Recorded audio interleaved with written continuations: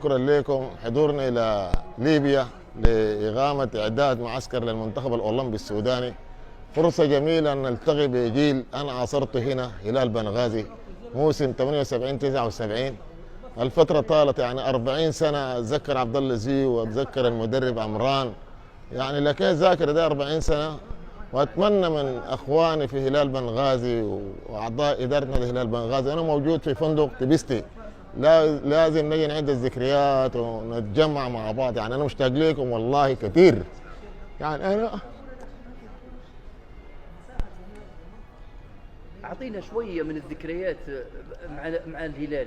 والله ذكريات جميلة. رحنا رومانيا معسكر لمدة شهر، لعبنا فيه مباريات قوية جدا. حتى لما عدنا كنا بنلعب مباريات مع فرق أجنبية، يعني كانوا لعيبة أحباء، لعيبة أخوان، يعني حب شديد جدا. يعني الواحد ما يحس بنفسه هو غريب، كأنه هو وسط ليبيا وسط أخوان وسط أهله. يعني أنا أتمنى منكم تتواصلوا معي لازم.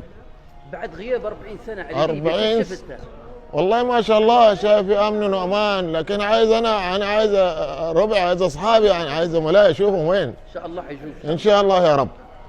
وشكرا لكم، شكرا جزيلا، يعني شكرا كثير.